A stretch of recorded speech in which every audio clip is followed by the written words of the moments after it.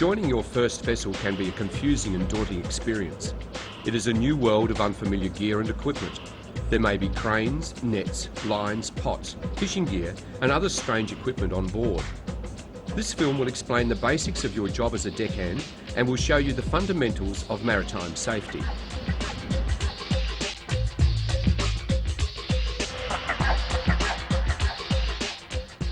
The first thing you will do on board is complete a safety induction with the skipper or mate. You'll be shown around the vessel and its apparatus will be explained, as will safety precautions and safety equipment. If there is a marine engineer, he will explain the operations of the engine room. A safety induction checklist is carried on every vessel. It can be generic or vessel specific and document that you have seen all onboard safety items and that you are familiar with their operation. On a small vessel, it is particularly important to know how everything operates, as you may be the only other person there to help in an emergency. You'll also need to complete courses in first aid and elements of shipboard safety. The vessel will also carry a safety management manual outlining what to do in an emergency. You must become familiar with this manual as soon as possible.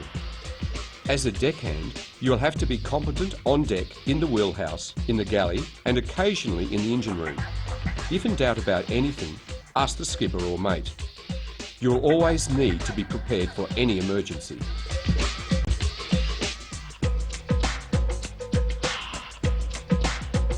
The motion of a boat depends on a number of factors, including the design of the vessel and the sea conditions. The vessel's motion can become uncomfortable, leading to people feeling or being seasick. The following hints may be useful. Avoid alcohol and greasy foods before going to sea. Avoid coffee, orange juice and fizzy drinks. Position yourself in the boat where there is fresh air to breathe. Focus on the horizon where you can. Close-up work or reading should be avoided. Keep a full stomach. Plain foods like bread rolls or apples may be helpful. Keep your body warm, even if there is cold air on your face. There are commercially available seasickness remedies and tablets, but these usually need to be taken well before going to sea. Discuss which ones may be best for you with your doctor or chemist.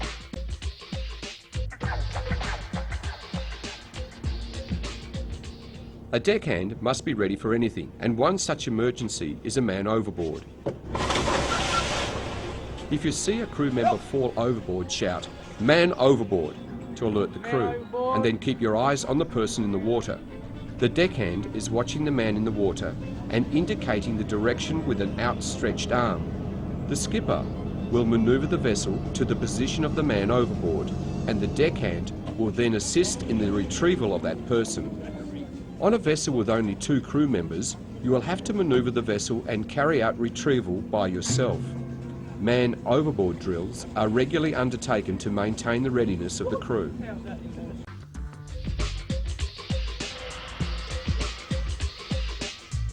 Many vessels will have a permanent berth, so will leave their lines on the dock to be picked up as the vessel comes alongside. This well-practiced operation requires only a few words or a hand signal from the skipper. Berthing and unberthing are often the same, but unfavourable conditions may necessitate a change. A good deckhand will know when this is needed and will be ready. It is teamwork and good communication that makes for efficient berthing and anchoring operations.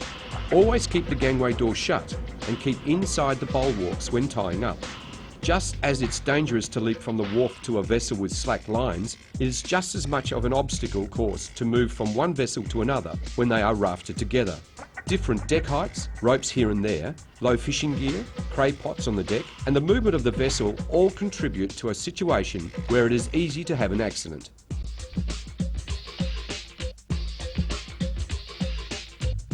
Before arriving at your berth, the fenders should be secured over the side, in position to protect the vessel from any movement against the wharf. Bow and stern lines should be made ready to secure the vessel alongside the wharf. The skipper will also probably want springs made ready. These are ropes that run from the front of the vessel to the wharf or jetty aft, and from the stern of the vessel forward to the wharf. These lines prevent the vessel surging backwards or forwards against the wharf. Make sure all the lines are long enough to allow for the vessel to rise and fall with the tide.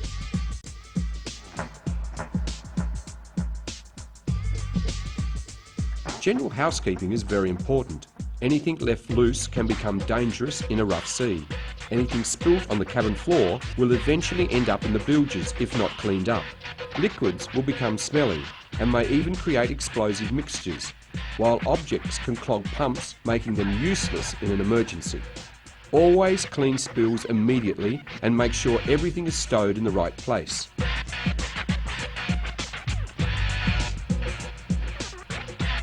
Ropes and loose gear can cause serious injury when the vessel is rolling at sea. A rope that falls overboard may become entangled in the propeller or rudder, causing damage to the vessel. Make sure everything is tied down securely. Containers should be placed upside down so they do not fill with water and cause instability.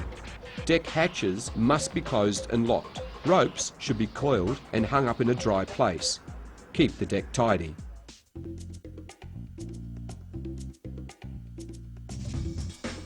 Most larger modern vessels will have an electric or hydraulic anchor winch. The deckhand follows the skipper's instructions as they drop anchor. With the deckhand on the bow and the skipper in the wheelhouse, it is not possible to communicate verbally, so hand signals are used. The skipper will choose his anchorage and bring the bow of the vessel into the wind. Once the vessel has stopped, the anchor is lowered, slowly letting the vessel reverse to stretch out the chain. Never let the chain fall on top of the anchor. Once enough chain has been laid out, secure the brake on the winch and set the anchor by slowly reversing the vessel until the anchor has dug in. Once set, a bearing is taken on the shore and observed to ensure the anchor is holding the vessel in place. To weigh the anchor, motor gently along the cable as it is recovered on board. If the anchor is difficult to break out, secure the cable and motor gently forward until it breaks free. The cable and anchor should be washed as they come aboard and secured before proceeding to sea.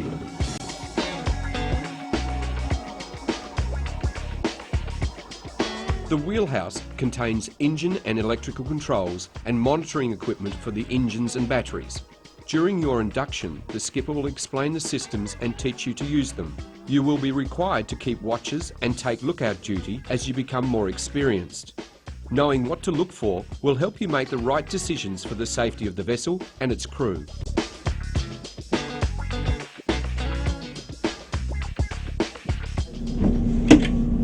Mayday, mayday, mayday. This is shooting past, shooting past, shooting past. Do you receive? Over. As part of your induction, the skipper will show you the types of radios carried on board. The most common carried by coastal vessels is a VHF radio. Channel 16 is the calling and distress frequency. If your vessel has long-range MF/HF radios, ask your skipper to show you the emergency frequencies and which you may or may not use. To use either of these, a radio operator's license is required. The distress signal is Mayday. It has priority over all other transmissions and indicates the presence of an imminent danger and requests immediate assistance. It must not be used in any other circumstances. The urgency transmission is Pan-Pan. It indicates there is a very urgent message to transmit concerning the safety of a vessel or crew. The safety signal is Securite and indicates an important navigational or weather warning.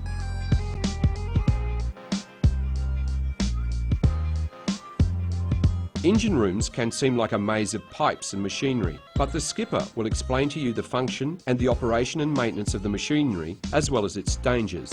Some areas of the vessel, such as the engine room, are considered confined spaces, so entry is strictly for crew members only. When you do your safety training, entry to these places will be explained.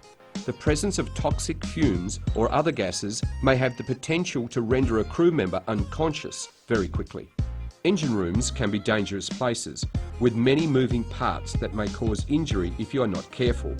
If you have to enter the engine room alone, make sure someone knows you are in there and how long the job will take. If the job has a risk involved, have someone else with you to make sure you are safe. A watertight doorway is very important, as the vessel's stability depends on water not being able to get into compartments below. These doors have signs saying, "Keep closed at sea." If you see one open, check to see there is no one working in the compartment. If all is clear, close the door and report it to the skipper.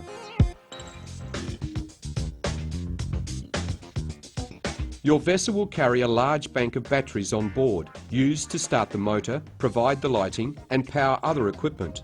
It is important to inspect battery conditions, secure leads, and check the level of electrolyte in each cell.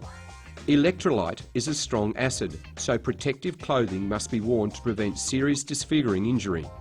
The cells are topped up with distilled water. Do not use tap water, as the impurities will severely reduce battery life. Batteries also give off explosive gas, so naked flames must be avoided and good ventilation is necessary. If a spanner or similar implement should come into contact with both terminals, it will short out the battery, causing electrical problems.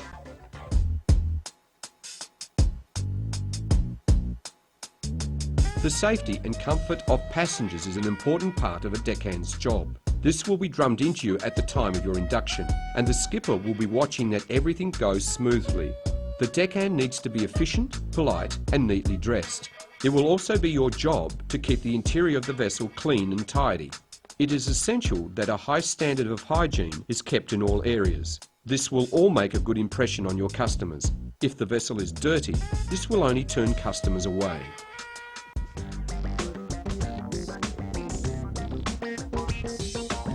There is a wide variety of equipment on a fishing boat, and it will depend on the type of fishing operation the vessel is set up for.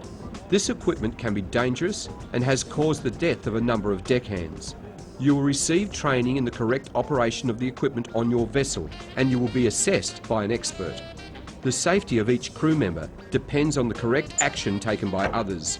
Training in deck skills is an industry responsibility, and every fishery has its own dangers and needs for specific training.